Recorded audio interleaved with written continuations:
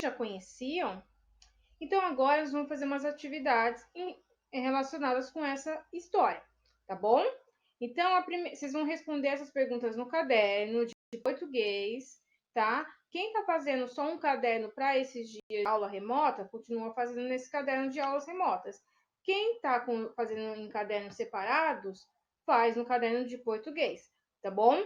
Não esqueça de colocar a data de hoje, hoje é dia 18 de junho de 2020, fazer o nosso cabeçalho bonitinho, tá bom? 1. Vocês conhecem outros contos de Charles? Quais? Não precisa copiar a pergunta, mas eu preciso que vocês coloquem ler e escrever a página 1 e responder, tá bom? 2. Como o autor descreve o pequeno polegar? Quais são os adjetivos do pequeno polegar? Tá? Se eu fosse me descrever, eu sou baixa, tenho os cabelos crespos, tenho os olhos castanhos, assim, tá? Sou professora. Então, como que o autor vai descrever o pequeno polegar lá no texto? Bom? 3. Como conseguimos perceber que um conflito começou a acontecer na história? O que é conflito? É aquilo que faz com que a história tenha aquele suspense, o que vai acontecer, o que começou assim, o que causou toda essa história do pequeno polegar? Qual foi o que é o acontecimento na família do pequeno polegar que fez acontecer tudo isso que ele viveu, hein? Quais são as resoluções dos conflitos? Tá, teve aquele conflito. Bom, vou dar um exemplo para vocês. A história da Chapeuzinho Vermelho, que todo mundo conhece, né?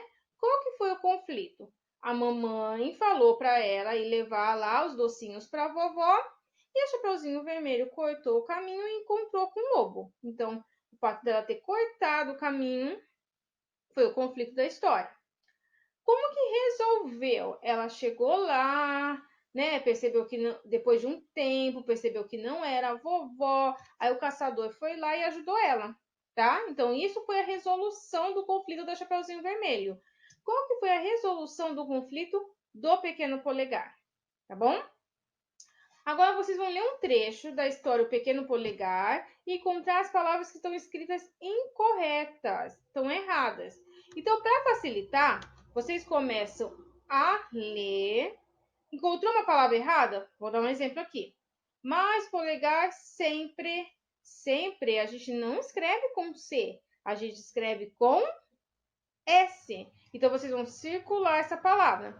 E aí, vocês vão fazer a leitura do texto inteiro. Não vou ler de novo, porque a Pro já leu essa história, tá? E circulando todas as palavras incorretas. Depois que vocês fizerem isso, vocês vão reescrever o texto corrigindo as palavras incorretas que encontrou. O que é reescrever? Escrever de novo. Mas nesse caso, do mesmo jeito, só corrigindo as palavras incorretas, tá bom? Vou dar uma dica para vocês. O texto está com letra bastão, tá? Essa letra não diferencia letra minúscula de letra maiúscula, tá bom? Então, quando vocês forem escrever o mais, esse M tem que ser letra maiúscula porque ele está começando a frase, tá? Aqui, sempre depois do ponto final, a primeira palavra inicia com letra maiúscula. As outras não, são minúsculas, tá bom? A não ser os nomes, no caso, polegarzinho, como é o nome do personagem, a gente escreve com letra maiúscula. Então, não esqueçam disso, não confundam por estar com letra bastão, tá bom?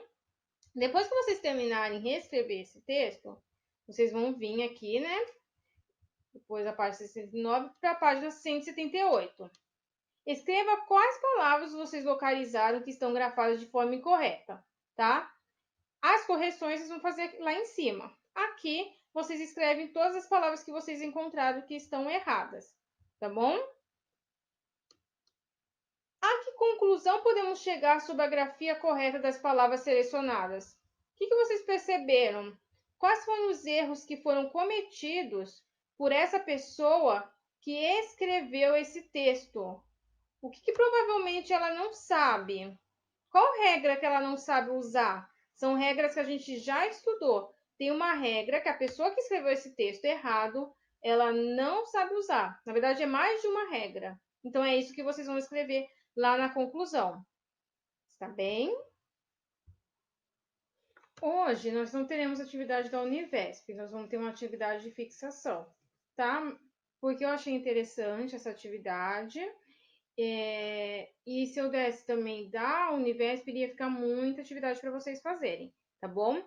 Então, essa atividade é uma receita, ó. Receita de repolho picadinho. Ingrediente: 5 dentes de alho, 3 colheres de óleo, uma cabeça de repolho, uma colher de mais tomate, sal a gosto. Como é que faz? Casca o alho, pica o alho e soca o alho com sal. Quenta o óleo, foga o alho no óleo quentinho. Pica o repolho bem fininho, foga o repolho. Põe a mais tomate, mexe com a colher para fazer o molho prontinho. Está tudo errado essa receita, né? Então é isso que vocês vão fazer. Vocês vão reescrever essa receita da forma correta no caderno de português, ou quem está separando um caderno só para essas aulas remotas, no caderno dessas aulas. Mas não esqueça do cabeçalho, tá bom?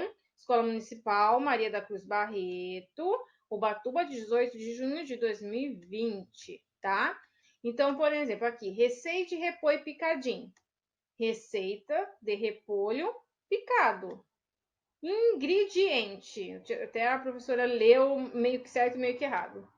Não é ingrediente que fala, é ingrediente, tá? Então aí vocês vão corrigindo. Ai, alho, óleo, tá bom?